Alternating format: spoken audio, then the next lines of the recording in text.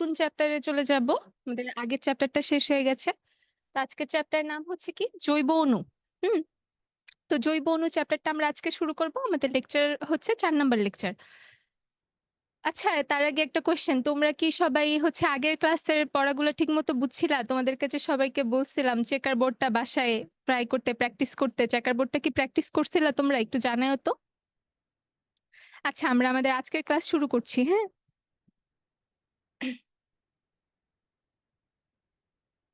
আচ্ছা, আজকের ক্লাসে আমরা কি পড়বো ওগুলা আমরা একটু জেনে নেই, হ্যাঁ?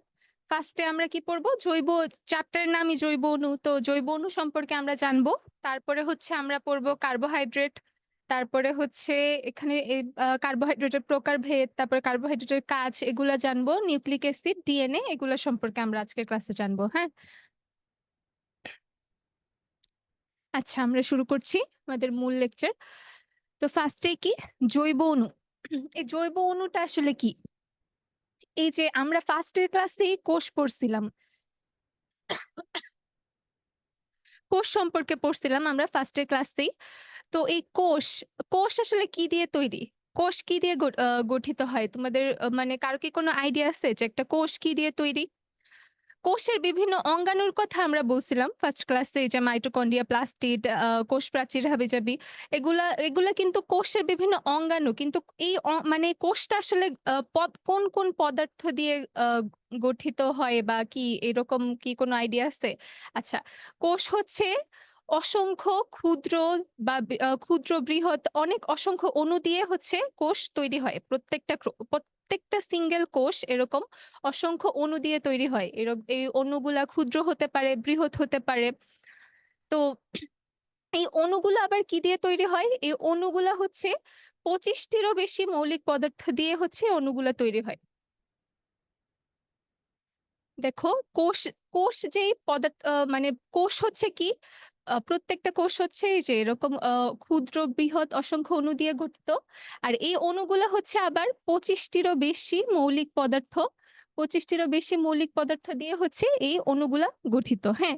তো এই ২৫ টির মধ্যে ২৫ টা মৌলিক পদার্থের মধ্যে হচ্ছে সবচেয়ে গুরুত্বপূর্ণ যেই ৬ টা, সেই ৬ টা নিয়ে তোমাদের বইয়েও বলা হয়েছে। আর আমরাও এখানে ওই ৬ টা নিয়েই কথা বলছি। এই ২৫ টির মধ্যে ৬ টা হচ্ছে বেশি ইউজ হয় বা বেশি এই ৬ টা মৌলিক পদার্থ হচ্ছে সাধারণ উপাদান হিসেবে বিবেচনা করা হয়। কারণ হচ্ছে যে এই ২৫ টা যে ২৫ টা মৌলিক পদার্থ দিয়ে এই অণুগুলা গঠিত, এদের মধ্যে এই ৬ টা হচ্ছে সবচেয়ে বেশি ব্যবহৃত হয় বা এই ৬ টাকে প্রায় সব অণুতেই দেখা যায়। তো এই ৬ টা কি? ৬ টা কি সেটা আমরা দেখে নিই। ১ নাম্বারই হচ্ছে কার্বন।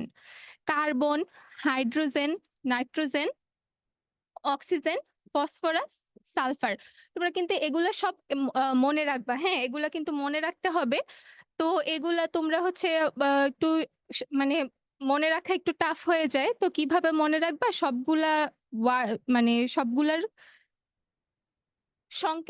সবগুলার প্রতীকটাকে তোমরা একসাথে CHNO তোমাদের বইয়েও এটা দেয়া আছে। কিন্তু এটার উচ্চারণটা মানে কেমন জানি একটু বিদঘুট একটা উচ্চারণ। তো তোমরা এরকম একসাথে করে হচ্ছে এই এই ৬ টা পদার্থের নাম ৬ টা মৌলিক পদার্থের নাম তোমরা মনে রাখতে পারো। এখন তোমাদের সুবিধা মতো তোমরা হচ্ছে এটাকে চাইলে অন্যভাবেও সাজায়া মনে রাখতে পারো।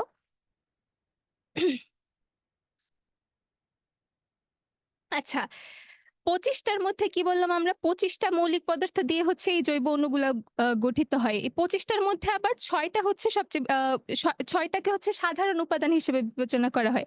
তো এই ৬ টার মধ্যে আবার সবচেয়ে গুরুত্বপূর্ণ ৬ টার মধ্যে আবার সবচেয়ে গুরুত্বপূর্ণ একটা পদার্থ আছে। ওইটা কি? ওইটা হচ্ছে কার্বন। ৬ টার মধ্যেও সবচেয়ে গুরুত্বপূর্ণ যেটা সেটা হচ্ছে কার্বন। তো এই কার্বনটা হচ্ছে মানে শুধু ৬ টা না, বলতে গেলে এই ২৫ টা মৌলিক পদার্থের মধ্যেই সবচেয়ে গুরুত্বপূর্ণ যে পদার্থটা সেটা হচ্ছে গিয়ে কার্বন। তো এত গুরুত্বপূর্ণ যেহেতু কার্বন, তাই একে হচ্ছে কার্বনকে কি বলা হয়ে থাকে? পৃথিবীতে জীবনের ভিত্তি বলা হয়। কা আ এটা কেন বলা হয়? কারণ আমাদের এই যে কোষগুলা হচ্ছে যেসব পদার্থ দিয়ে গঠিত হয়, তার সবগুলার মধ্যেই হচ্ছে কার্বন হচ্ছে থাকবেই। মানে কার্বন ধরো এই ৬ টার মধ্যেও কোনো একটা মিসিং থাকতে পারে। কিন্তু কার্বন হচ্ছে সব অণুর মধ্যেই উপস্থিত থাকে। সব অণুতেই হচ্ছে কার্বনকে দেখা যায়। তো এইজন্য হচ্ছে গিয়ে কার্বনকে জীবনের ভিত্তি বলা হয়। হ্যাঁ, আর কার্বন হচ্ছে ২৫ টার মধ্যে শুধু খালি এই ৬ টার মধ্যে না কিন্তু। এই ২৫ টা মৌলিক পদার্থের মধ্যেই সবচেয়ে গুরুত্বপূর্ণ হচ্ছে কি কার্বন। আচ্ছা।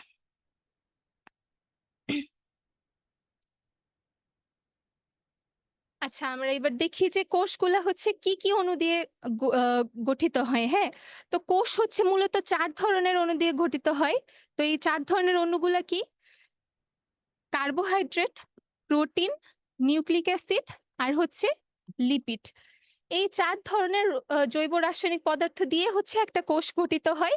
তো এরকম অসংখ্য কোষ মিলেই তো একটা জীবদেহ গঠিত হয়, তাই না? তাহলে আল্টিমেটলি কি দেখো যে একটা জীবদেহ মূলত এই ৪ ধরনের জৈব রাসায়নিক পদার্থের মাধ্যমে গঠিত হয়, হ্যাঁ? তো আজকে হচ্ছে আমরা কার্বোহাইড্রেট সম্পর্কে বিস্তারিত পড়ব। আর নিউক্লিক অ্যাসিডের হচ্ছে নিউক্লিক অ্যাসিডের হাফ পার্ট পড়ব। বাকি আজকের ক্লাসে আমরা এইটুক পর্যন্তই দেখব। আচ্ছা। তো কি বললাম? ৪ টা জৈব রাসায়নিক পদার্থ দিয়ে হচ্ছে কোষ বা জীবদেহ গঠিত হয়। তো এই ৪ টার মধ্যে দেখো ৪ টার মধ্যে প্রোটিন আর নিউক্লিক অ্যাসিড এই ৪ টার মধ্যে প্রোটিন আর নিউক্লিক অ্যাসিড এই ২ টা পদার্থ ছাড়া হচ্ছে কোনো সজীব বস্তু গঠিত হতে পারে না। সজীব বস্তু গঠিত হতে পারে না বলতে ধরো কোনো প্রাণী। কোনো প্রাণী হচ্ছে এই ২ টা পদার্থ ছাড়া গঠিত হইতে পারবে না।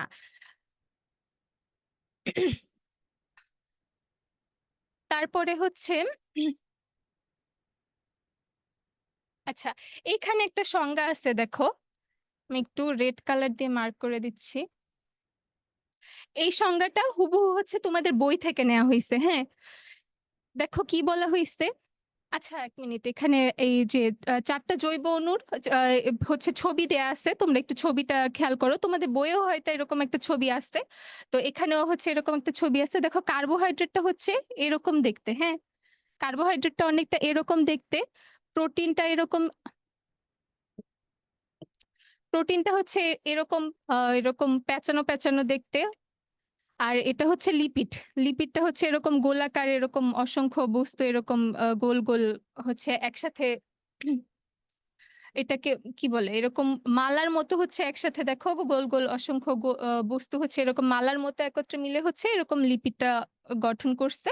আর এটা হচ্ছে নিউক্লিক অ্যাসিডের ছবি। এটা হচ্ছে একটা কেমিক্যাল কম্পাউন্ড এর মতো দেখা যাচ্ছে। এটা এগুলা সম্পর্কে আমরা আরো বিস্তারিত জানবো। তো তোমরা জাস্ট ছবিটা একটু দেখে নাও, হ্যাঁ? আচ্ছা, তারপর হচ্ছে আমরা এই সংজ্ঞাটাতে ব্যাক করি। দেখো সংজ্ঞাটাতে কি বলা আছে?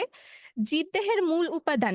জীবদেহের মূল উপাদান কার্বোহাইড্রেট, প্রোটিন, নিউক্লিক অ্যাসিড ও লিপিড যে জৈব রাসায়নিক পদার্থ দিয়ে তৈরি তাদেরকে কোষের জীবজ পলিমার বলে। তো সংজ্ঞাটা কি? সংজ্ঞাটা হচ্ছে কি বলা আছে যে জীবদেহের মূল উপাদান carbohydrate, protein, lipid, nucleic acid যে জৈব রাসায়নিক পদার্থ দিয়ে তৈরি হয় তাদেরকে কোষের জীবজ পলিমার বলে। কিন্তু আবার দেখো এখানে যে উদাহরণটা দেয়া আছে, এই উদাহরণটাও তোমাদের বই থেকেই নেয়া। বইয়ে দেয়া আছে। বইয়ে কি বলা আছে দেখো যে যেমন কার্বোহাইড্রেট সরল সুগারের, প্রোটিন অ্যামিনো অ্যাসিডের, নিউক্লিক অ্যাসিড মনোনিউক্লিওটাইডের এবং লিপিড ফ্যাটি অ্যাসিডের জীবজ পলিমার। দেখো সংজ্ঞাটার সাথে কিন্তু উদাহরণটা পুরাই উল্টা হয়ে গেছে। এখন উদাহরণটা কিন্তু একদমই ঠিক আছে। উদাহরণটা কিভাবে ঠিক আছে? দেখো অসংখ্য সরল সুগার। আচ্ছা পলিমার কি? পলিমার কি এই জিনিসটা আগে বলে নেই। পলিমার হচ্ছে গিয়ে কি একটা বড়, বড় বস্তু বলতে কি ধরো এই যে অসংখ্য কোষ মিলে যেরকম একটা জীবদেহ গঠন করে, তো এখানে জীবদেহটা হচ্ছে পলিমার। আর এই যে অসংখ্য কোষ, ক্ষুদ্র যে অসংখ্য কোষ, এরা হচ্ছে গিয়ে এদেরকে বলে হচ্ছে মনোমার। পলি মানে হচ্ছে অনেক। আর মনো মানে তো আমি একদম শুরুর ক্লাসেই বলছি। মনো মানে হচ্ছে এক। তো এরকম একটা অসংখ্য কোষ নিয়ে কি একটা জীবদেহ গঠন করে না? তো এই জীবদেহটা হচ্ছে এখানে পলিমার। আর এই যে একটা কোষ এদেরকে বলা হচ্ছে মনোমার। তো দেখো এখানে হচ্ছে কার্বোহাইড্রেটটা আসলে একটা পলিমার। কার্বোহাইড্রেট হচ্ছে কি কার পলিমার? সরল সুগারের পলিমার।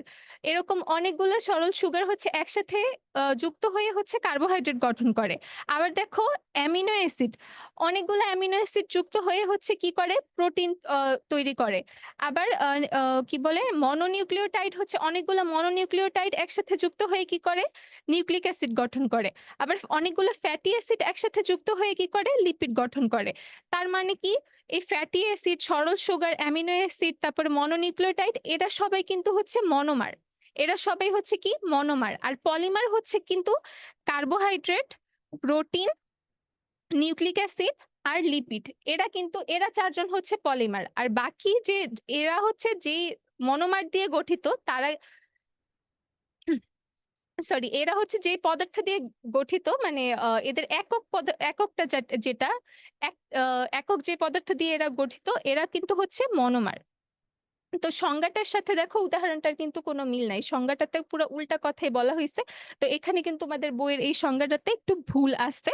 তো এরকম কিন্তু হবে না। হবে এখানে হচ্ছে পলিমার হচ্ছে জীবজ পলিমার হচ্ছে আসলে কার্বোহাইড্রেট, প্রোটিন,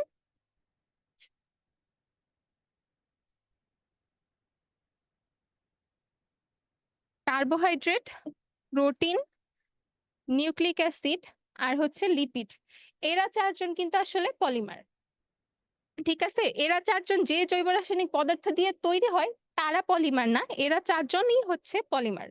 আর এরা চারজন হচ্ছে তৈরি হয়ে হচ্ছে এই সরল সুগার, অ্যামিনো অ্যাসিড, মনোনিউক্লিওটাইড আর ফ্যাটি অ্যাসিড দিয়ে। ঠিক আছে? তো বই দেখে কিন্তু তোমরা হচ্ছে এই ভুলটা পড়বা না। এটা কিন্তু সবাই এখনই হচ্ছে বইয়ের মধ্যেই মার্ক করে নাও যে এখানে কিন্তু একটু ভুল আছে। এটা হচ্ছে ঠিক। মানে carbohydrate, protein, nucleic acid, lipid এরা হচ্ছে পলিমার। যে পদার্থ দিয়ে তৈরি তারা পলিমার না।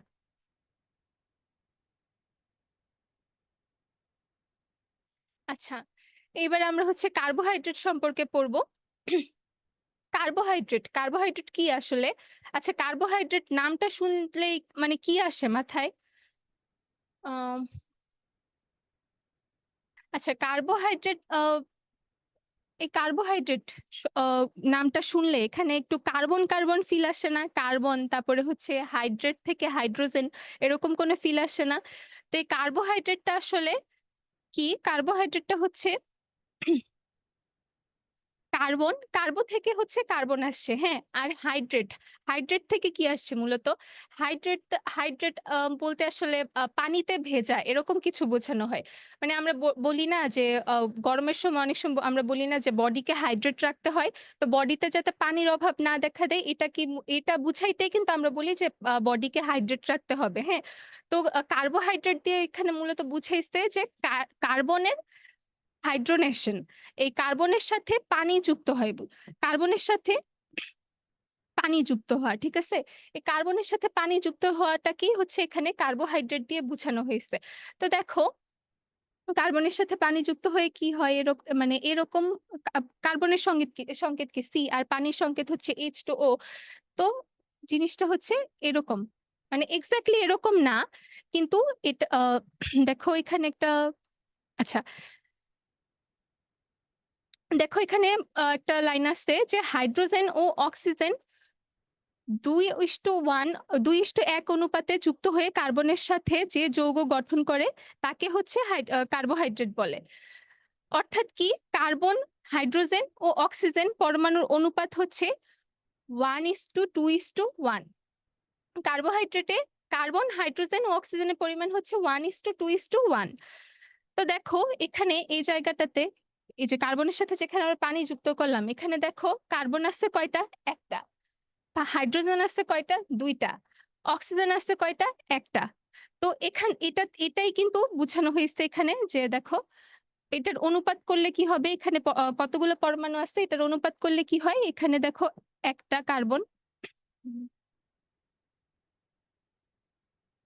একটা কার্বন অনুপাত দুইটা হাইড্রোজেন আর একটা অক্সিজেন। তো এখান থেকে কিন্তু এই অনুপাতটা আসছে। কিন্তু এটা কিন্তু আবার তোমরা আবার মনে করো না যে সব কার্বোহাইড্রেটের গঠন এরকম। এটা কিন্তু জাস্ট একটা সাধারণ সংকেত। এই সাধারণ সংকেতটাকে মূলত এইভাবে না, মূলত হচ্ছে এই যে CnH2nOn এইভাবে প্রকাশ করা হয়, হ্যাঁ? এখানে কার্বনের সংখ্যা একাধিক হতে পারে, মানে যত ইচ্ছে তত হইতে পারে। হাইড্রোজেনের সংখ্যাও যত ইচ্ছে তত হইতে পারে। অক্সিজেনের সংখ্যাও যত ইচ্ছে তত হইতে পারে। তো এজন্য এটাকে হচ্ছে সাধারণ সংকেত হিসেবে এইভাবে প্রকাশ করা হয়। CnH2nOn। এখানে n দিয়ে হচ্ছে সাধারণ সংখ্যা বোঝানো হচ্ছে। মানে n এর মান যা ইচ্ছা তা হতে পারে। ১ থেকে শুরু করে ১০০ পর্যন্ত মানে শুধু ১০০ না, মানে ১০০ র বেশি ১০০, ১, ২, ৩, ৪ যা ইচ্ছা তা হতে পারে। তো কিন্তু কি বোঝানো হইছে? অনুপাতটা কিভাবে থাকবে? ধরো কার্বন যদি একটা থাকে, হাইড্রোজেন ২ টা থাকবে, অক্সিজেন হচ্ছে একটা থাকবে। আবার ধরো আমরা আরেকটা দেখি যে গ্লুকোজের সংকেত। তোমরা জানো গ্লুকোজের সংকেত? গ্লুকোজের সংকেত হচ্ছে C6H12O6। তো দেখো এখানেও এরা কিভাবে আসছে? কার্বন আছে ৬ টা। কার্বন আছে ৬ টা, হাইড্রোজেন আছে ১২ টা। ১২ টা হাইড্রোজেন মানে কি? ৬ এর ডাবল। ৬ এর ডাবল আছে। এখন ৬ কে যদি আমরা n ধরি, হ্যাঁ? ৬ কে যদি n ধরি, তাইলে লিখি n = 6। n = যদি 6 হয়, তাইলে এখানে কিভাবে আসছে? দেখো H12 মানে কি? 6 into 2 is equal to 2n। আবার ওটা এখানে ও এর সাথে ও কয়টা আছে? ৬ টা আছে। তাইলে এখানেও n is equal to 6। তাহলে দেখো এরা কিন্তু এই যে 1:2:1 এই অনুপাতটা কিন্তু এরা মেইনটেইন করছে। ঠিক আছে? তো এটা হচ্ছে কার্বোহাইড্রেটের সাধারণ সংকেত, বা এইভাবে হচ্ছে কার্বোহাইড্রেট গঠিত হয়। কার্বোহাইড্রেট তাহলে কি, কি থাকে? কার্বোহাইড্রেটে হচ্ছে কার্বন, হাইড্রোজেন আর অক্সিজেন। এই ৩ টা মৌলিক পদার্থ নিয়ে হচ্ছে কার্বোহাইড্রেট গঠিত হয়। ঠিক আছে? আচ্ছা, এখন এই কার্বোহাইড্রেটটা কি? কার্বোহাইড্রেট হচ্ছে জীবদেহের শক্তির প্রধান উৎস। এই যে আমরা আ খাবার খাই, বা আমরা এই যে হাঁটাচলা করি, বিভিন্ন কাজ করি। এই কাজ করার জন্য আমরা শক্তি কোত্থেকে পাই আসলে? এই কাজ করার জন্য আমরা শক্তি হচ্ছে এই কার্বোহাইড্রেট থেকেই পাই। দেখো কার্বোহাইড্রেটের বাংলা হচ্ছে শর্করা, হ্যাঁ? কার্বোহাইড্রেট বা বা আ পা শর্করা হচ্ছে প্রাণীদেহের শক্তির মূল যোগানদার। মূল যোগানদার বা শক্তির মূল উৎস এটাই হচ্ছে এটা কি? কার্বোহাইড্রেট। আচ্ছা। এই যে এই জাতীয় উপাদানের বিশ্লেষণে কি পাওয়া যায়? কার্বন, হাইড্রোজেন ও অক্সিজেন পাওয়া যায়। আর এরা কি অনুপাতে থাকে? এরা হচ্ছে 1:2:1 অনুপাতে থাকে। এদের সাধারণ সংকেতটা কি? CnH2nOn। আচ্ছা, এই শর্করা জাতীয় উপাদান মূলত হচ্ছে এই যে সবুজ গাছপালার মধ্যে কি হয়? সালোক সংশ্লেষণ ঘটে না? তো এই সালোক সংশ্লেষণের সময় হচ্ছে সূর্যের আলোর উপস্থিতিতে বাতাসের কার্বন ডাই অক্সাইড আর পানি, সালোক সংশ্লেষণ কিভাবে ঘটে? আমরা জানি উদ্ভিদ হচ্ছে খাদ্য হিসেবে কি কার্বন ডাই অক্সাইড গ্রহণ করে। তো এই কার্বন ডাই অক্সাইড আর পানি মিলিত হয়ে হচ্ছে সালোক সংশ্লেষণ ঘটে সবুজ উদ্ভিদের মধ্যে। আর ওইখানেই হচ্ছে গিয়ে এই শর্করা জাতীয় উপাদান হচ্ছে তৈরি হয়। আচ্ছা, তারপরে এটা আমরা বললাম। আচ্ছা, কার্বোহাইড্রেট মূলত মিষ্টি স্বাদযুক্ত, হ্যাঁ? এইজন্য একে হচ্ছে শর্করা বলা হয়। এই যে।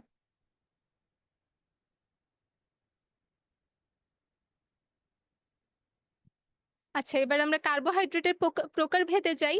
তোমাদের বইয়ে এই প্রকারভেদটা খুবই হিবিজিবি আকারে লেখা আছে। ফার্স্টে কি বলা হইছে? ফার্স্টে সুগারের কথা বলা হইছে। তারপর আবার আর কিছু না বলে হঠাৎ করে স্টার্চ চলে আসছে ওইখানে।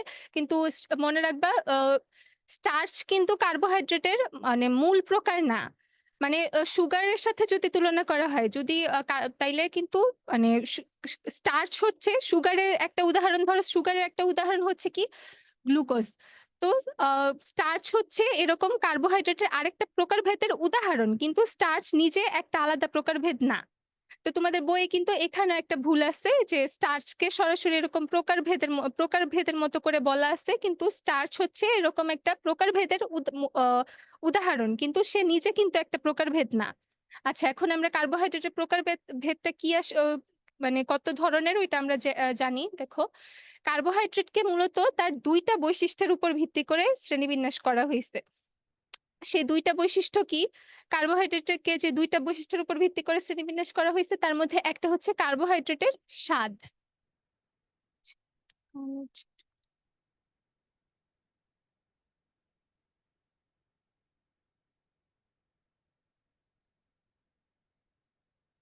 একটা হচ্ছে কি কার্বোহাইড্রেটের স্বাদ, আরেকটা হচ্ছে কার্বোহাইড্রেটের আণবিক গঠন, আণবিক ওজন ও রাসায়নিক ধর্ম। এই ২ টা বৈশিষ্ট্যের উপর ভিত্তি করে হচ্ছে কার্বোহাইড্রেটকে ভাগ করা হইছে। হ্যাঁ? আচ্ছা, একটু আগে আমরা আগের স্লাইডে আমরা কি পড়ছিলাম? যে কার্বোহাইড্রেট মিষ্টি স্বাদযুক্ত, এজন্য একে শর্করা নাম দেওয়া হইছে। কিন্তু সব কার্বোহাইড্রেট কিন্তু আসলে মিষ্টি স্বাদযুক্ত না। এইজন্যই হচ্ছে স্বাদের উপর ভিত্তি করে কার্বোহাইড্রেটকে ২ ভাগে ভাগ করা হইছে। যেই কার্বোহাইড্রেট গুলা মিষ্টি স্বাদযুক্ত তাদেরকে বলা হচ্ছে কি? সুগার।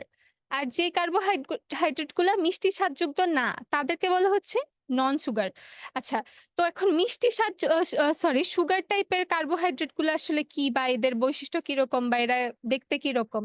আচ্ছা, সুগার বললে আমরা কি বুঝি নরমালি? চিনি। তো চিনির আমরা কি বৈশিষ্ট্য জানি? চিনি খাইতে কিরকম? মানে চিনির টেস্ট কিরকম? মিষ্টি। তারপরে চিনি দেখতে কিরকম? চিনি দেখতে একটু দানাদার না? চিনি কিন্তু একদমই মসৃণ না, বা পাউডারের মতো কিন্তু না। চিনি কিন্তু দেখতে হচ্ছে দানাদার। আর চিনি কি হয়? সহজে পানিতে দ্রবীভূত হয়। পানিতে দ্রবীভূত কিভাবে হয়? এই যে আমরা শরবত-টরবত বানাই। পানিতে চিনি দিলে কি? চিনি দিয়ে নাড়া দিলে কি? চিনিটা হচ্ছে পানিতে গলে যায় না? তো এটাই বুঝাইছে যে চিনি হচ্ছে মানে চিনি তো পানিতে, তার মানে কি? চিনি পানিতে দ্রবীভূত বা দ্রবণীয়। তো এটাই বুঝে বলছে এখানে, দেখো যে সুগার টাইপের যে কার্বোহাইড্রেট গুলা আছে এরা হচ্ছে স্বাদে মিষ্টি। এরা দানাদার আর পানিতে দ্রবণীয়। তো এই সুগারের আবার সুগারের মধ্যে কি, সুগার টাইপের কার্বোহাইড্রেটের মধ্যে কি আছে দেখো? গ্লুকোজ, ফ্রুক্টোজ, সুক্রোজ ইত্যাদি। এরা হচ্ছে সুগার টাইপের কার্বোহাইড্রেট। এখন আমরা দেখি নন সুগার কি? নন সুগার, ফার্স্টেই নন বলা আছে। নন মানে কি? না। তো নন সুগার কি হবে তাইলে? নন সুগার এরা স্বাদে হচ্ছে মিষ্টি হবে না। দেখো, এরা স্বাদে মিষ্টি নয়। মানে স্বাদে মিষ্টি নয়। আর মানে সুগারের পুরাই উল্টা হবে নন সুগার। হ্যাঁ? এরা স্বাদে যেরকম মিষ্টি নয়, ওরকম কি সুগার কি ছিল? দানাদার ছিল। কিন্তু এরা হচ্ছে অদানাদার। অদানাদার মানে কি? একদমই মসৃণ, মিহি বা পাউডার জাতীয় এরকম। এরা হচ্ছে নন সুগার, হচ্ছে অদানাদার। আর পানিতে অদ্রবণীয়। দেখো, ৩ টা বৈশিষ্ট্যই কিন্তু পুরা উল্টা। অর্থাৎ তুমি একজনের বৈশিষ্ট্য মনে রাখলেই হচ্ছে আরেকজনেরটা তোমার এমনিই মনে থাকবে। তোমরা এখন সুগার, চিনি আমাদের বেশি পরিচিত। তো চিনিটা যদি আমরা মনে রাখি, নন সুগারেরটা হচ্ছে আমাদের এমনিই মনে থাকবে। চিনি কি? মিষ্টি স্বাদযুক্ত, দানাদার, পানিতে দ্রবণীয়। তাহলে নন সুগার কি হবে? মিষ্টির বিপরীত কি? মিষ্টি হবে না। তারপরে দানাদার, সুগার ছিল দানাদার। তাইলে নন সুগার হবে, দানাদার হবে না। অর্থাৎ অদানাদার বা পাউডার জাতীয়। আর চিনি হচ্ছে পানিতে দ্রবণীয়, আর নন সুগার হচ্ছে পানিতে দ্রবণীয় না। আচ্ছা, এখন নন সুগার টাইপের মধ্যে আবার কি আছে? ওইটা আমরা দেখি। এই যে দেখো, নন সুগারের একটা উদাহরণ হচ্ছে স্টার্চ। নন সুগারের একটা উদাহরণ হচ্ছে স্টার্চ। স্টার্চ কিন্তু নিজে একটা প্রকারভেদ না। কিন্তু তোমাদের বইয়ে এখানে এরকম করে উল্লেখ করা নাই। সুগারের পরে সাথে সাথেই স্টার্চের কথা বলা হইছে। তো এই জায়গায় কিন্তু তোমাদের মনে হইতে পারে যে স্টার্চ একটা কার্বোহাইড্রেটের একটা প্রকারভেদ, এরকম কিন্তু না। স্টার্চ হচ্ছে কার্বোহাইড্রেটের একটা প্রকারভেদের উদাহরণ। যেমন অর্থাৎ স্টার্চ হচ্ছে নন সুগারের একটা উদাহরণ, কিন্তু সে নিজে একটা প্রকারভেদ না। আচ্ছা, নন সুগারের আর কি আছে? স্টার্চ আছে, সেলুলোজ আছে, গ্লাইকোজেন আছে। আচ্ছা, স্টার্চ, সেলুলোজ, গ্লাইকোজেন, এগুলো শব্দগুলো শুনতে একটু কঠিন মনে হচ্ছে না? বা মনে হচ্ছে না এগুলা কই পাওয়া যায়, কোত্থেকে আসছে? শব্দগুলো শুনতে কঠিন মনে হইলেও এই শব্দগুলোর সাথে, মানে এই শব্দগুলোর সাথে পরিচিত না হইলেও এদের সাথে আমরা সবাই পরিচিত। কারণ আমরা এই যে ডেইলি বিভিন্ন খাবার খাচ্ছি, শাকসবজি খাচ্ছি, এই খাবার শাকসবজি এর মধ্যেই কিন্তু এই পদার্থগুলা পাওয়া যায়। যেমন কি দেখো, এই যে আমাদের পরিচিত উদ্ভিদ, এই যে চাল, তারপরে হচ্ছে ময়দা, আলু ইত্যাদিতে প্রচুর পরিমাণে স্টার্চ পাওয়া যায়। তো ভাত তো আমরা ডেইলিই খাই। তো ভাত কোত্থেকে আসে? চাল থেকে। তো চালে স্টার্চ আছে মানে কি? ভাতেও আছে। তো এটার সাথে আমরা খুবই মানে খুব ভালো মতো পরিচিত। তারপরে কি? আলুতে আছে স্টার্চ। আলু আমরা বলতে গেলে ডেইলিই খাই। তো আলুতেও স্টার্চ আছে। তো এরকম সেলুলোজ হচ্ছে গিয়ে ওই যে কি বলে, বিভিন্ন উদ্ভিদ, শাকসবজির মধ্যে হচ্ছে এরকম প্রচুর পরিমাণে সেলুলোজ পাওয়া যায়। তো এগুলার সাথে, এই শব্দগুলোর সাথে আমরা পরিচিত না হইলেও এই আ এই খাবারগুলা হচ্ছে আমরা ডেইলি খেয়ে থাকি। তো এগুলা হচ্ছে মানে শব্দগুলোর সাথে পরিচিত না, কিন্তু এদের সাথে আমরা পরিচিত। আচ্ছা।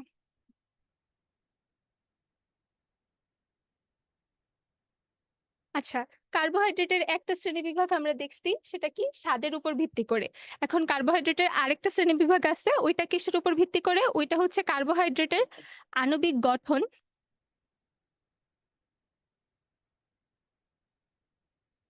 কার্বোহাইড্রেটের আণবিক গঠন, আণবিক ওজন আর রাসায়নিক ধর্ম। অর্থাৎ কার্বোহাইড্রেটটা কিভাবে গঠিত, তারপরে হচ্ছে তার ওজন কত আর তার রাসায়নিক ধর্ম। এই ৩ টার উপর ভিত্তি করে হচ্ছে কার্বোহাইড্রেটকে আরো ৪ ভাগে ভাগ করা হইছে। হ্যাঁ? এই ৪ ভাগের এক এক দেখো ৪ ভাগে ভাগ করা হইছে। তো এই ৪ ভাগের কথা হচ্ছে তোমাদের বইয়ে বলা নাই। তোমাদের বইয়ে জাস্ট হচ্ছে মনোস্যাকারাইড এর কথা বলা আছে। কিন্তু তোমরা আবারও এরকম ভুল করতে পারো যে মনোস্যাকারাইড বুঝি কার্বোহাইড্রেটের আরেকটা প্রকারভেদ। কিন্তু এটাও একটা মানে হ্যাঁ, কার্বোহাইড্রেটের আরেকটা প্রকারভেদ কিন্তু মনোস্যাকারাইড একা না। মনোস্যাকারাইড সহ এরকম আরো ৩ জন আছে যারা হচ্ছে কার্বোহাইড্রেটের প্রকারভেদ কিন্তু কিসের উপর ভিত্তি করে? এই আণবিক গঠন, আণবিক ওজন, রাসায়নিক ধর্ম এদের উপর ভিত্তি করে হচ্ছে কার্বোহাইড্রেটকে ৪ ভাগে ভাগ করা হইছে। এদের মধ্যে একটা হচ্ছে মনোস্যাকারাইড। দেখি আর ৩ টা কি? আর ৩ টা হচ্ছে ডাইস্যাকারাইড, অলিগোস্যাকারাইড, পলিস্যাকারাইড। আচ্ছা এখন আমরা একটু জাইনা নেই এদের সম্পর্কে একটু জেনে নেই। মনোস্যাকারাইড।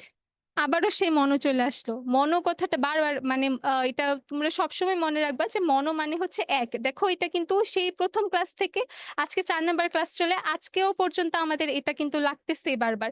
তো এই কমন কথাগুলো হচ্ছে তোমরা অলওয়েজ মনে রাখবা। তো মনো মানে হচ্ছে এক। তার মানে কি? যেই শর্করাটা হচ্ছে এরকম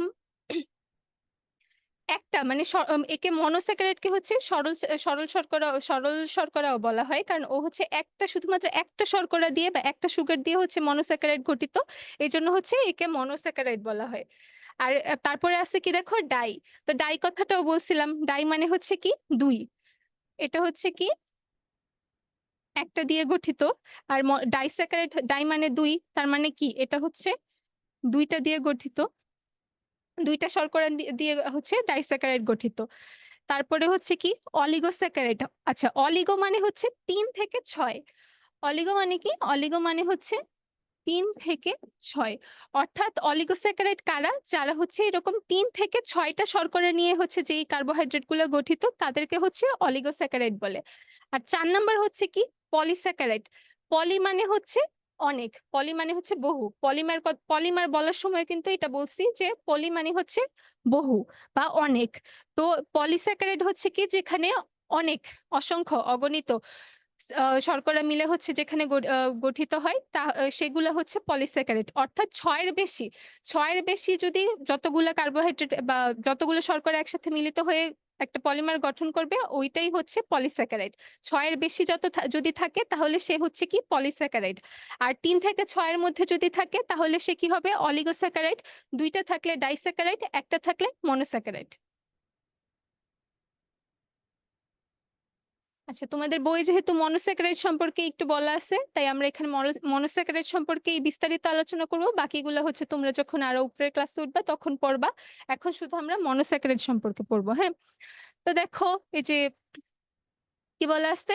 সবচেয়ে ক্ষুদ্র ও সরলতম এককের নাম হচ্ছে মনোস্যাকারাইড। অর্থাৎ কার্বোহাইড্রেটের মধ্যে সবচেয়ে ক্ষুদ্র আর সরলতম একক হচ্ছে কি? মনোস্যাকারাইড। মনোস্যাকারাইড কি করে? অন্যান্য জটিল কার্বোহাইড্রেট দেখো অন্যান্য জটিল কার্বোহাইড্রেট তৈরির গাঠনিক একক হিসেবে কাজ করে। অর্থাৎ কি মনোস্যাকারাইড কিন্তু হচ্ছে এক ধরনের মনোমার যে হচ্ছে আরো জটিল কার্বোহাইড্রেট তৈরির ক্ষেত্রে বা পলিমার কার্বোহাইড্রেট তৈরির ক্ষেত্রে মনোমার বা একক হিসেবে কাজ করে। আচ্ছা এই আমরা যে ফার্স্টে যে কার্বোহাইড্রেটের যে সাধারণ সংকেতটা পড়ছিলাম কি CnH2n ON এখানে লেখাই আছে। এই সাধারণ সংকেতটা হচ্ছে কি? এই মনোস্যাকারাইডের সাধারণ সংকেত। হ্যাঁ? তারপরে আচ্ছা এই মন আ এই মনোস্যাকারাইডের অণুতে যদি কার্বনের সংখ্যা ৫ টা থাকে, এই আ কার্বনের সংখ্যার উপর ভিত্তি করে কিন্তু এদের আবার নাম নাম দেয়া হয়। বিভিন্ন ধরনের নাম দেয়া হয়। যেমন ধরো যদি ২ টা না ধরো যদি ৩ টা থাকে তাইলে তাকে ট্রায়োস বলা হয়। যদি ৪ টা কার্বন থাকে তাহলে তাকে টেট্রোস বলা হয়। ঐরকম যদি কার্বনের সংখ্যা ৫ টা হয় তাহলে এদেরকে বলা হয় পেন্টোজ সুগার। আচ্ছা। এখন ৪ কার্বন, ৫ ৩ কার্বন বা ৫ এর অধিক ৬ কার্বন সম্পর্কে নিয়ে আমরা কেন বললাম না? এখানে শুধু আমরা ৫ কার্বনের কথা কেন বলছি?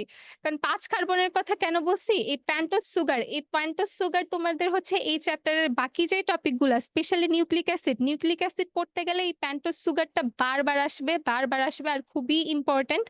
এইজন্য হচ্ছে গিয়ে এখানে শুধু আমরা ৫ কার্বন বা প্যান্টোজ সুগারের কথা বলছি। বাকি অন্য কোনো সুগারের কথা এখানে ঐরকম উল্লেখ করে একদম স্পেসিফাই করে বলা হয় নাই। শুধু পেন্টোজ সুগারের কথা বলা হইছে। আচ্ছা দেখো এই পেন্টোজ সুগার হচ্ছে আবার ২ ধরনের। এই পেন্টোজ সুগার আবার ২ ধরনের। একটা হচ্ছে কি ডিঅক্সিরাইবোজ সুগার, আরেকটা হচ্ছে রাইবোজ সুগার। আচ্ছা এই ডিঅক্সিরাইবোজ আর রাইবোজ এই ২ টা শুনে কি তোমাদের কিছু মনে পড়তেছে? আমরা কি ডিএনএ, আরএনএ এর পূর্ণরূপ জানি? ডিএনএ, আরএনএ এর পূর্ণরূপ যদি আমরা জেনে থাকি তাহলে হচ্ছে এই ২ টা নাম শোনার পরেই কিন্তু আমরা বুঝে যাব যে এগুলা আসলে কোথায় ইউজ হয় বা কেন এই পেন্টোজ সুগারকে আমি ইম্পোর্টেন্ট বলছি। দেখো এই ডিএনএ এর পূর্ণরূপ কি? Deoxyribo nucleic acid. আর আরএনএ এর পূর্ণরূপ কি? Ribo nucleic acid. তো দেখো এখানে কি ২ ধরনের পেন্টোজ সুগার কি? Deoxyribose sugar. তার মানে বুঝাই যাইতেছে ডিএনএ তে হচ্ছে এই ডিঅক্সিরাইবোজ সুগার থাকে। আর আরএনএ এর পূর্ণরূপ কি? Ribose sugar. তার মানে কি? এই রাইবোজ সুগার কোথায় থাকে? রাইবোজ সুগার হচ্ছে আরএনএ তে থাকে। আচ্ছা এরা দুজনেই পেন্টোজ সুগার। আবার নামটাও কাইন্ড অফ সিমিলার। কিন্তু তাহলে এদের মধ্যে পার্থক্য কি আসলে? দেখো পার্থক্যটা কি? এটার নাম কি শুধু রাইবোজ সুগার। আর আরেকটার নাম হচ্ছে কি ডিঅক্সিরাইবোজ সুগার। তো রাইবোজের আগে কি একটা এক্সট্রা কথা আছে সেটা কি ডিঅক্সি। আচ্ছা ডিঅক্সি মানে কি? ডিঅক্সি মানে এখানে অক্সিজেন নাই বা অক্সিজেন কম। তো দেখো এই যে রাইবোজ সুগার, এটা হচ্ছে রাইবোজ সুগারের সংকেত। হ্যাঁ, এটা হচ্ছে রাইবোজ সুগারের সংকেত আর এটা হচ্ছে ডিঅক্সিরাইবোজ সুগারের সংকেত। তো এদের মধ্যে কার্বনের সংখ্যা আমি কয়টা থাকবে বলছিলাম? ৫ টা বলছিলাম। দেখো ১ টা ২ টা ৩ টা ৪ টা ৫ টা। ৫ টা কার্বন। তো কার্বনের আমরা কি যে আচ্ছা আমরা কি যোজনী এগুলা সম্পর্কে পরিচিত? যোজনী সম্পর্কে পরিচিত? অবশ্যই তোমাদের কেমিস্ট্রি ক্লাসে এগুলা পড়ার কথা। তো কার্বনের যোজনী কি কত? কার্বনের আমরা জানি ২ টা যোজনী আছে, ২ আর ৪। তো এদের মধ্যে ৪ হচ্ছে সবচেয়ে বেশি ব্যবহৃত হয়। হ্যাঁ? আর এই চ্যাপ্টারে আমরা যত কার্বনের সংকেত দেখব সব কার্বনেই হচ্ছে কার্বনের যোজনী ৪ ইউজ হইছে। তো কার্বনের যোজনী ৪ মানে কি? তার ৪ টা হাত। সে হচ্ছে তার ৪ হাতে ৪ টা অন্যান্য মৌলিক পদার্থকে বা ৪ টা অন্য যৌগের সাথে হচ্ছে কানেক্ট হইতে পারবে। তো দেখো কার্বন এরকম যখন অন্যান্য মৌলের সাথে সে কানেক্ট হইতেছে, তখন দেখো এই যে কার্বনের ২ নাম্বার কার্বনটাতে ২ নাম্বার কার্বনটাতে দেখো এখানে কি আসছে একটা রাইবোজের ক্ষেত্রে রাইবোজ সুগারের ক্ষেত্রে দেখো ২ নাম্বার কার্বনে একটা অক্সিজেন আর মানে হাইড্রক্সিল মূলক আছে। একটা অক্সিজেন আর একটা হাইড্রোজেন অর্থাৎ OH। আর ডিঅক্সিরাইবোজের ক্ষেত্রে দেখো কার্বনের ২ নাম্বার কার্বনে শুধু হাইড্রোজেন আছে। তো এটাই হচ্ছে রাইবোজ আর ডিঅক্সিরাইবোজের মধ্যে পার্থক্য। রাইবোজে হচ্ছে একটা অক্সিজেন বেশি আছে আর ডিঅক্সিরাইবোজে হচ্ছে একটা অক্সিজেন কম আছে। তো ডিঅক্সি মানে কি? একটা অক্সিজেন মানে ডিঅক্সি মানে হচ্ছে অক্সিজেন কম। তো এই ডিঅক্সিরাইবোজে একটা অক্সিজেন কম থাকবে আর রাইবোজে হচ্ছে একটা অক্সিজেন বেশি থাকবে। কেমন?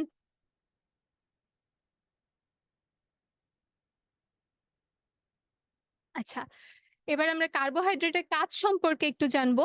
কার্বোহাইড্রেটের কাজ আসলে কি? আমি ফার্স্টে বলছিলাম কার্বোহাইড্রেটের হচ্ছে শক্তির প্রধান উৎস।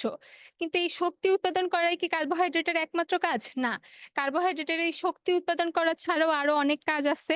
তো ফার্স্ট বা মেইন ইম্পোর্টেন্ট কাজ হচ্ছে কি? এই শক্তি উৎপাদন করা। দেখো শক্তির প্রধান উৎস হচ্ছে কার্বোহাইড্রেট।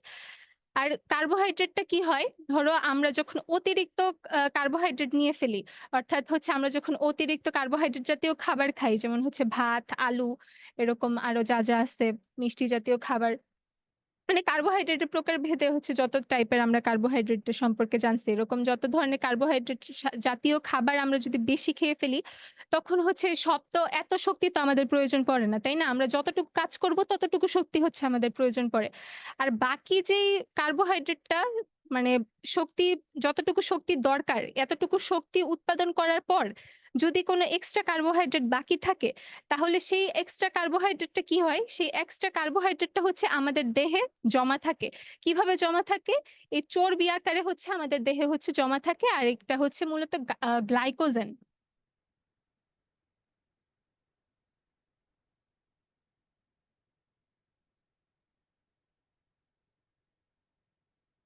এই গ্লাইকোজেন হিসেবে হচ্ছে আমাদের দেহে হচ্ছে জমা থাকে।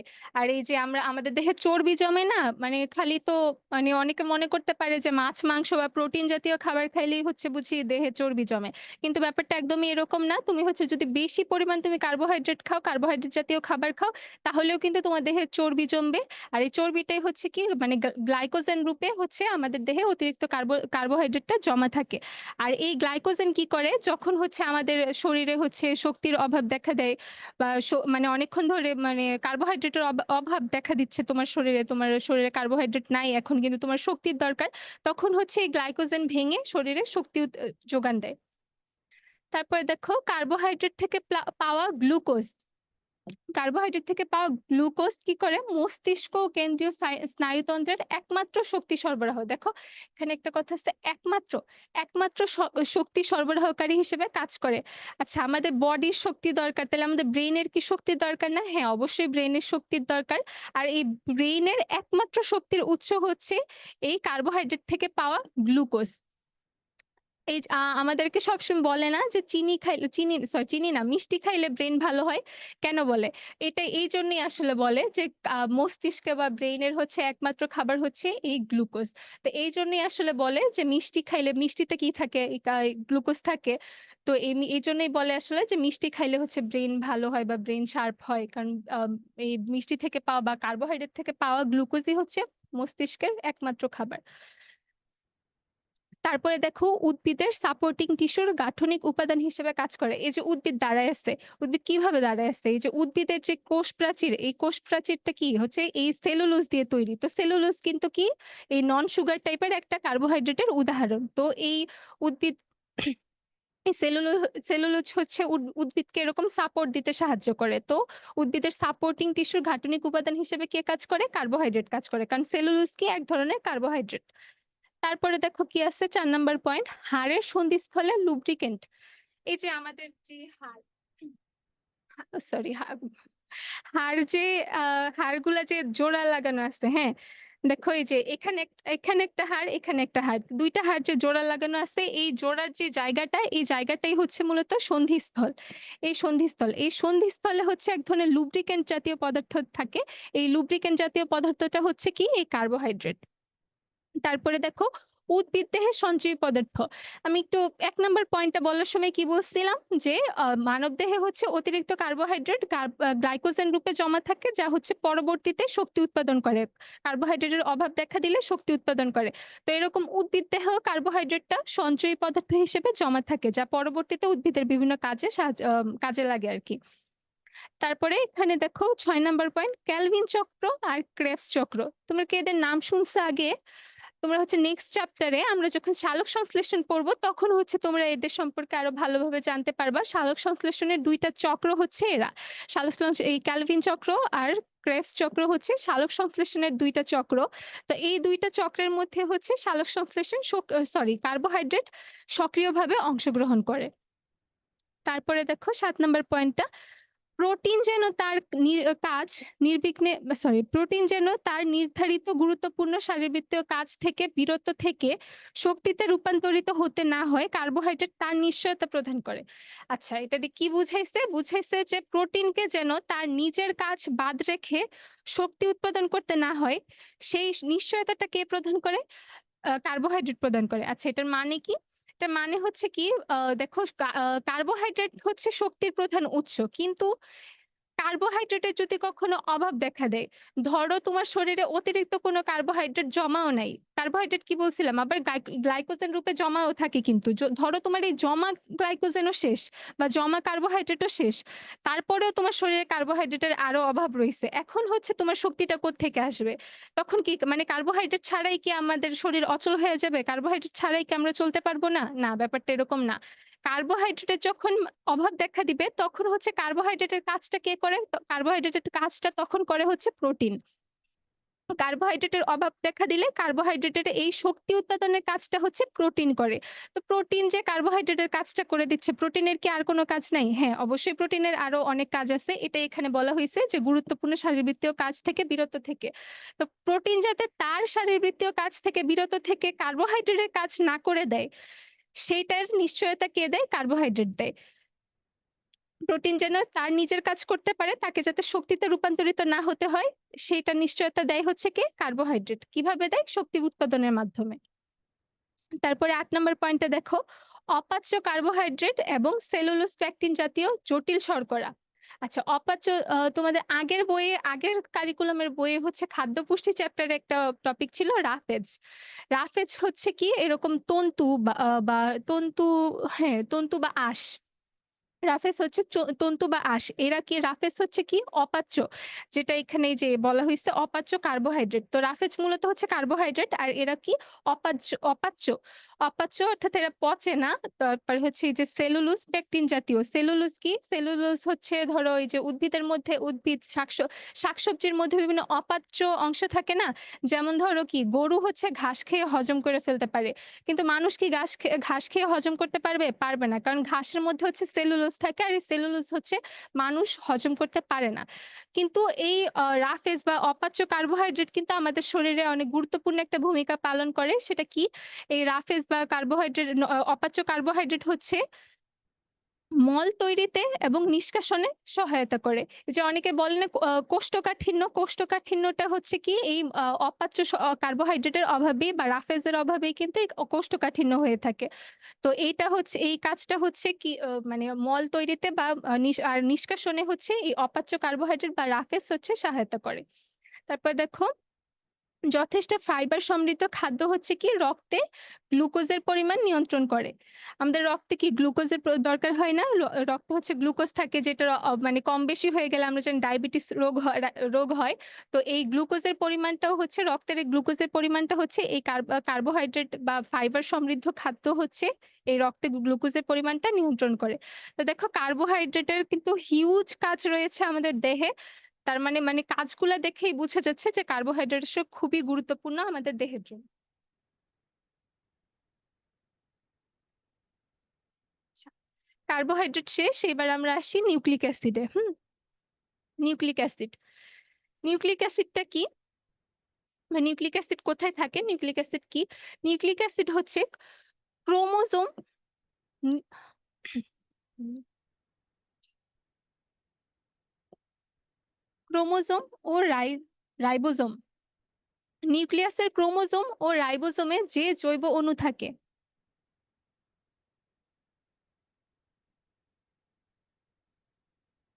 কথা শোনা যায়? আচ্ছা, নিউক্লিয়াসের ক্রোমোজোম ও রাইবোজোমে যে জৈব অণু থাকে তাদেরকে হচ্ছে বা তাকে হচ্ছে এই নিউক্লিক অ্যাসিড বলে।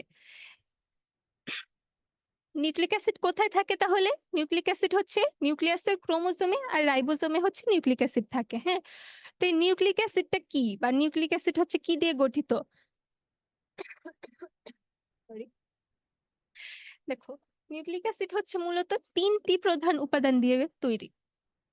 ৩ টি প্রধান উপাদান। তো ৩ টি প্রধান উপাদান কি? এই যে দেখো ১ নাম্বারেই আছে কি? Pentose sugar. এবার বুঝতে পারতেছো যে পেন্টোজ সুগার সম্পর্কেই কেন এই কার্বোহাইড্রেটের মধ্যে শুধু পেন্টোজ সুগারের কথাই কেন বলা হয়েছিল? কারণ এই পেন্টোজ সুগারটা হচ্ছে এই নিউক্লিক অ্যাসিডের মূল গাঠনিক উপাদান। তো পেন্টোজ সুগার হচ্ছে নিউক্লিক অ্যাসিডের মূল গাঠনিক উপাদান। আরো ২ টা গাঠনিক উপাদান কি আমরা দেখি?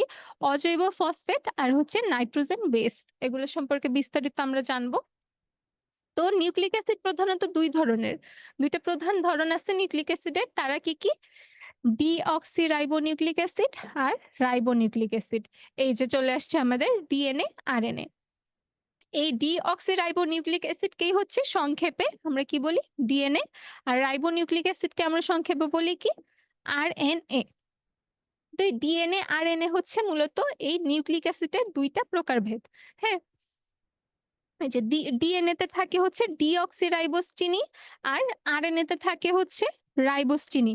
অর্থাৎ ডিএনএর যে ডিএনএর মধ্যে যে পেন্টোজ সুগারটা থাকে তার মধ্যে কি একটা অক্সিজেন কম থাকে। আর আরএনএ এর মধ্যে যেই পেন্টোজ সুগারটা থাকে তার মধ্যে একটা অক্সিজেন বেশি থাকে। আর এটা কত নাম্বার কার্বনে? ২ নাম্বার কার্বনে। এটা কিন্তু একটু মনে রাখবা, ২ নাম্বার কার্বনে। হ্যাঁ? ২ নং কার্বনে।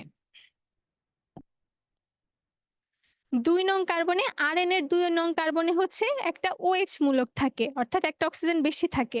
আর ডিঅক্সিরাইবোজ সরি ডিঅক্সিরাইবোজ সুগার বা ডিএনএর পেন্টোজ সুগারে হচ্ছে ২ নাম্বার কার্বনটাতে একটা অক্সিজেন কম থাকে, অর্থাৎ শুধু হাইড্রোজেন থাকে।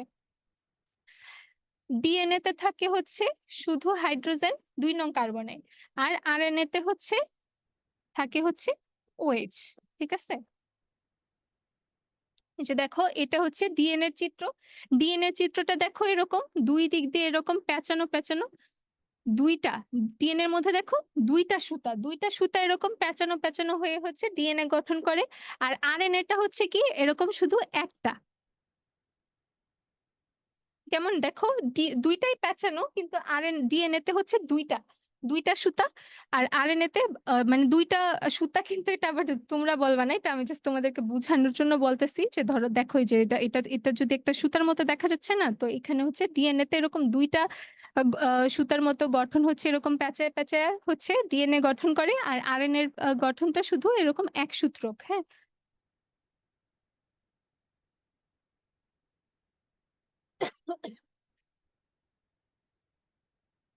আচ্ছা আজকে এখন আমরা জানবো হচ্ছে এই নিউক্লিক অ্যাসিডের মধ্যে যে ২টা প্রকারভেদ, ডিএনএ এবং আরএনএ। ডিএনএ এবং আরএনএ দুইটাই খুবই ইম্পর্টেন্ট, কিন্তু ডিএনএটা হচ্ছে বেশি ইম্পর্টেন্ট। আর আজকের ক্লাসে আমরা ডিএনএ সম্পর্কেই জানবো। হ্যাঁ, আচ্ছা ডিএনএ কাকে বলে? আমরা এই যে একদম প্রথম ক্লাসে হচ্ছে কোষ পড়ছিলাম, কোষের মধ্যে যে আমরা কি দেখছিলাম, কোষের মধ্যে নিউক্লিয়াস, নিউক্লিয়াসের মধ্যে কি থাকে, ক্রোমোজোম, ক্রোমোজোমের মধ্যে কি থাকে, জিন, জিনের মধ্যে কি ছিল, ডিএনএ। মানে বোঝা যাচ্ছে যে ডিএনএটা আসলে কত ডিপে থাকে আর কোথায় থাকে। ডিএনএ হচ্ছে কোষের মধ্যে মেইনলি, মূলত হচ্ছে কোষের মধ্যে থাকে, কিন্তু মেইনলি হচ্ছে ডিএনএটা থাকে হচ্ছে ক্রোমোজোমে। কারণ কোষের নিউক্লিয়াসে থাকে কোষের মধ্যে থাকে নিউক্লিয়াস, নিউক্লিয়াসের মধ্যে থাকে ক্রোমোজোম, ক্রোমোজোমের মধ্যে জিন, জিনের মধ্যে ডিএনএ। তো ডিএনএটা থাকে থাকে হচ্ছে ক্রোমোজোমের মধ্যে আসলে। তো ডিএনএটা কাকে বলে? যে সকল নিউক্লিক অ্যাসিড স্বপ্রজননশীল। দেখো, স্বপ্রজননশীল তার মানে কি, সে প্রজনন করতে পারে, নিজেই নিজে প্রজনন করতে পারে। তো এই যে আমরা হচ্ছে ম্যান্ডেলের সূত্র যখন আমরা পড়ছি, তখন আমরা এই ক্রোমোজোম, ডিএনএ, জিন এদের কথা বারবার বলছি না? এরা হচ্ছে যে এই যে প্রজননের সময় এক বংশ থেকে আরেক বংশের মধ্যে হচ্ছে বৈশিষ্ট্য স্থানান্তর করে। তো এই বৈশিষ্ট্যটা আসলে কিসের মাধ্যমে স্থানান্তর করে? এই ডিএনএ এর মাধ্যমে স্থানান্তর করে। তো এরা হচ্ছে কি, ডিএনএ হচ্ছে কি স্বপ্রজননশীল। তারপরে কি পরিব্যক্তিক্রম, তার মানে কি সে এক প্রজন্ম থেকে আরেক প্রজন্মতে পরিবাহিত হইতে পারে, বা মানে এক প্রজন্ম থেকে আরেক প্রজন্মতে যাইতে পারে, এটাই হচ্ছে পরিব্যক্তিক্রম। তারপরে হচ্ছে সকল প্রকার জৈবিক কাজের নিয়ন্ত্রক। একটা কোষের মধ্যে বা একটা জীবদেহের মধ্যে যত প্রকারের জৈবিক কাজ হয়, এই সব জৈবিক কাজের নিয়ন্ত্রণ কে করে? এই ডিএনএ করে। এবং বংশগত বৈশিষ্ট্যের ধারক ও বাহক, যেটা একদম আমরা মানে মেন্ডেলের চ্যাপ্টারটা পড়ার সময় আমরা বারবার পড়ছি যে বংশগতির ধারক ও বাহক হচ্ছে কি ডিএনএ। কারণ এই ডিএনএ হচ্ছে ডিএনএ বা আমরা জিন পড়ছিলাম ওইখানে, যে জিন হচ্ছে কি করে, এক বংশ থেকে আরেক বংশে হচ্ছে বিভিন্ন বৈশিষ্ট্য স্থানান্তর করে। তো জিন কার মাধ্যমে আসলে স্থানান্তর করে? এই ডিএনএ এর মাধ্যমেই হচ্ছে স্থানান্তর করে, এবং যা সজীব কোষে উপস্থিত থাকে। সজীব কোষে উপস্থিত থাকে তাকে হচ্ছে ডিএনএ বলে। অর্থাৎ মূল পুরা সংজ্ঞাটা কি আমরা একসাথে পড়ি? যে সকল নিউক্লিক অ্যাসিড স্বপ্রজননশীল, পরিব্যক্তিক্ষম, সকল প্রকার জৈবিক কাজের নিয়ন্ত্রক এবং বংশগত বৈশিষ্ট্যের ধারক ও বাহক, এবং যা সজীব কোষে উপস্থিত থাকে তাকে হচ্ছে কি ডিএনএ বলে। আচ্ছা ডিএনএ এর পূর্ণরূপ আমরা এতক্ষণে বহুবার বলে ফেলছি, তাও আবার এখানে দেখি। ডিএনএ এর পূর্ণরূপটা হচ্ছে ডিঅক্সিরাইবো নিউক্লিক অ্যাসিড। আচ্ছা, ডিএনএ এর ডিএনএ এর গাঠনিক একক। ডিএনএটাও কিন্তু একটা পলিমার। এই যে আগের স্লাইডে হচ্ছে ডিএনএ যে একটা ছবি ছিল, দেখো এরকম, এই যে এরকম লম্বা সুতার মতো যে ডিএনএটা গঠিত হইছে, এটা কিন্তু একটা পলিমার। এর মধ্যে কিন্তু অনেক ক্ষুদ্র ক্ষুদ্র একক রয়েছে। তো এই এককটা কি? ডিএনএ এর এই একক হচ্ছে কি? নিউক্লিওটাইড। ডিএনএ এর একক হচ্ছে নিউক্লিওটাইড। এখন এই নিউক্লিওটাইডটা কি? আম আগের স্লাইডে দেখো কি বলছিলাম, যে নিউক্লিক অ্যাসিডের ৩টা প্রধান উপাদান রয়েছে। ৩টা প্রধান উপাদান কি? পেন্টোজ সুগার, অজৈব ফসফেট, নাইট্রোজেন বেস। তো এই ৩টা যখন একসাথে যুক্ত হয় তখন তাকে হচ্ছে নিউক্লিওটাইড বলে। তো এই নিউক্লিওটাইডই হচ্ছে ডিএনএ এর একক, মানে গাঠনিক একক। আচ্ছা, এটি কি করে? বৃহদাকার জৈব অ্যাসিড, এটি মানে ডিএনএ হচ্ছে একটা বৃহদাকার জৈব অ্যাসিড, যেটা আমি একটু আগেই বললাম যে ডিএনএ হচ্ছে কি একটা পলিমার। তো ডিএনএ হচ্ছে একটা বৃহদাকার জৈব অ্যাসিড যা হচ্ছে জীবনের আণবিক ভিত্তি হিসেবে কাজ করে।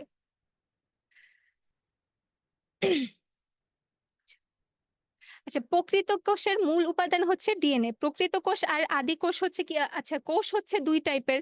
একটা হচ্ছে প্রকৃত কোষ, আরেকটা হচ্ছে আদি কোষ। তো এই আদি কোষ থেকে হচ্ছে প্রকৃত কোষকে কিভাবে আলাদা করা যায়? এই ডিএনএ এর মাধ্যমেই হচ্ছে প্রকৃত কোষ থেকে আদি কোষকে আলাদা করা যায়। কারণ আদি কোষে হচ্ছে ডিএনএ থাকে না। আদি কোষ হচ্ছে বিভিন্ন ব্যাকটেরিয়া, ভাইরাসের মধ্যে থাকে।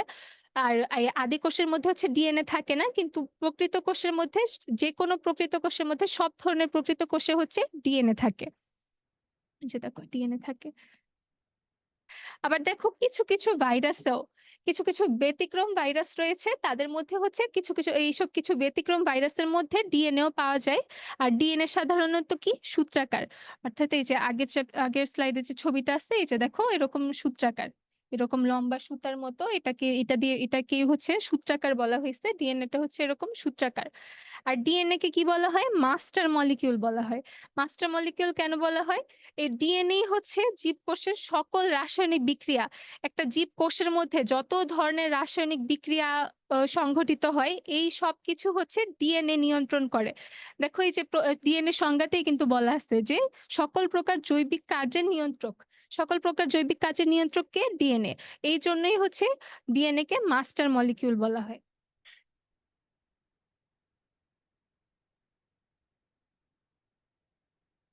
আচ্ছা, এবার আমরা ডিএনএ এর গঠনে চলে যাই। ডিএনএ এর মধ্যে ২ ধরনের গঠন রয়েছে। একটা হচ্ছে তার রাসায়নিক গঠন, আরেকটা হচ্ছে তার ভৌত গঠন। আমরা আচ্ছা আজকের ক্লাসে শুধু রাসায়নিক গঠনটাই দেখব। পরের ক্লাসে হচ্ছে আমরা ভৌত গঠনটা দেখব।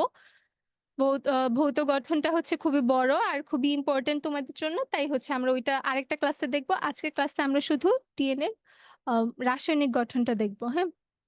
দেখো ডিএনএ এর রাসায়নিক গঠন মূলত ৩ টি। মানে ৩ টি মূল উপাদান নিয়ে হচ্ছে ডিএনএ মানে রাসায়নিকভাবে ৩ টি মূল উপাদান নিয়ে হচ্ছে একটা ডিএনএ গঠিত হয়। তো এটা কি? ১ নাম্বারেই হচ্ছে পেন্টোজ সুগার। ২ নাম্বারে হচ্ছে নাইট্রোজেন ঘটিত বেস। নাইট্রোজেন ঘটিত বেস বা ক্ষারক। এই বেস মানে হচ্ছে ক্ষারক। তারপরে কি? Phosphoric acid. তো এই ৩ টা উপাদান মিলে হচ্ছে রাসায়নিকভাবে একটা ডিএনএ গঠিত। তো পেন্টোজ সুগার কি? পেন্টোজ সুগার আমরা কার্বোহাইড্রেট যখন পড়ছি তখনই কিন্তু আমরা পেন্টোজ সুগার সম্পর্কেও পড়ছি। তো এখানে আমরা আবার একটু জাইনা নিই। পেন্টোজ সুগার কি? ৫ কার্বন বিশিষ্ট সুগার বা চিনি। পেন্টোজ, পেন্টোজ শব্দটা শুনতে কি ৫ একটা ফিল আসতেছে না? তো পেন্টোজ মানে হচ্ছে ৫। ৫ কার্বন বিশিষ্ট সুগার হচ্ছে পেন্টোজ সুগার। তো ডিএনএ তে কোন পেন্টোজ সুগারটা থাকবে তাইলে? আমরা ২ ধরনের পেন্টোজ সুগার সম্পর্কে পড়ছিলাম। ডিঅক্সিরাইবোজ সুগার আর রাইবোজ সুগার।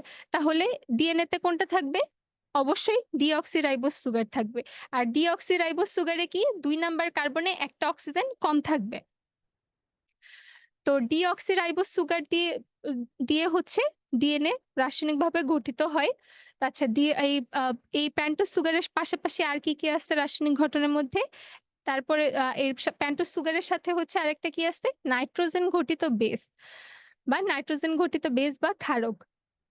ডিএনএ যে গঠিত হয়, ডিএনএ এর মধ্যে হচ্ছে ৪ ধরনের এই নাইট্রোজেন ঘটিত মানে কি? মানে নাইট্রোজেন দিয়ে তৈরি ৪ ধরনের ক্ষার রয়েছে। ক্ষারক র দিয়ে হচ্ছে ডিএনএ তৈরি হয়।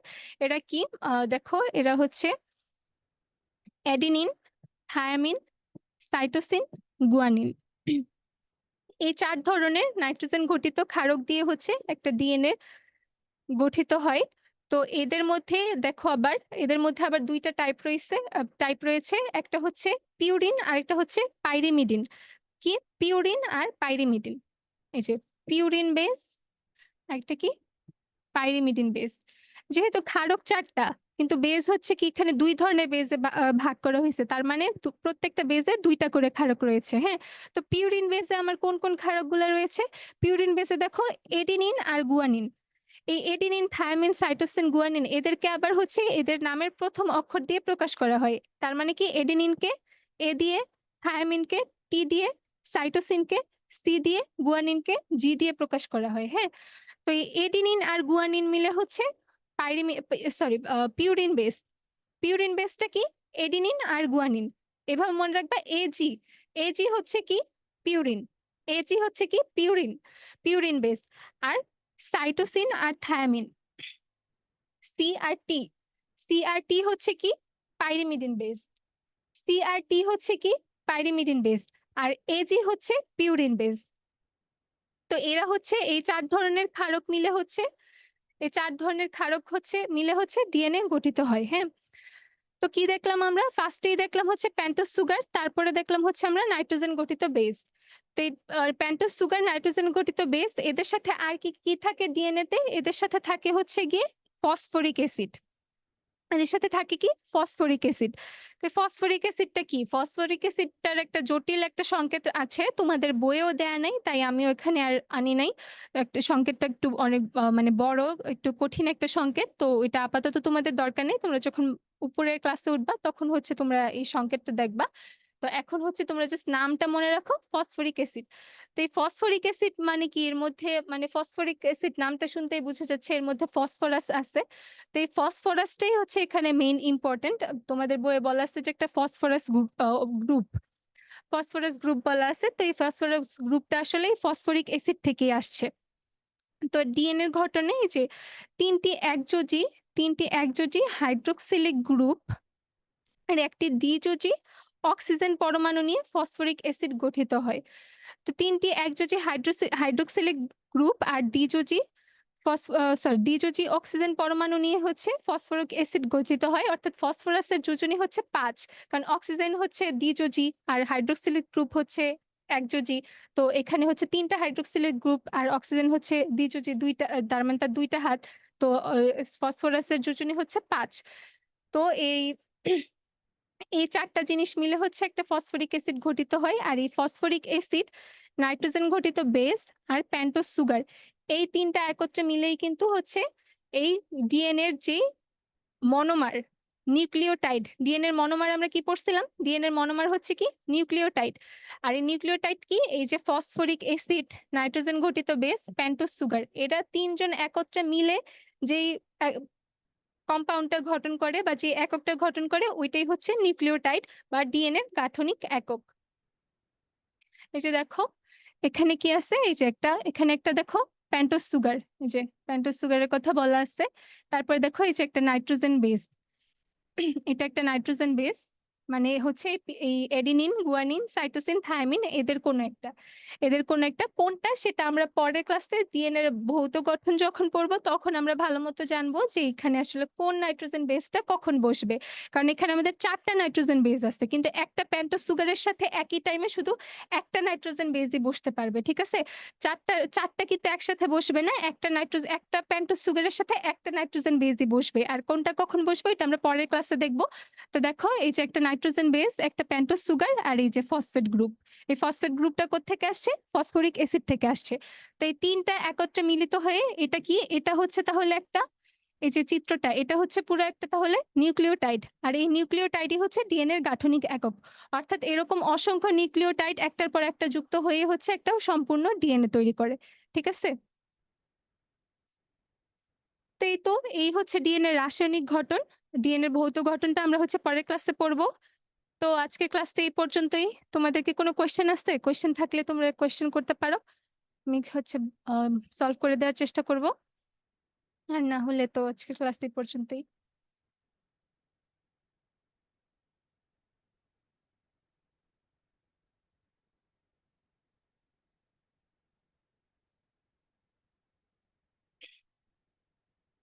আচ্ছা, আজকের ক্লাস তাহলে এই পর্যন্তই। দেখা হবে আবার পরের ক্লাসে।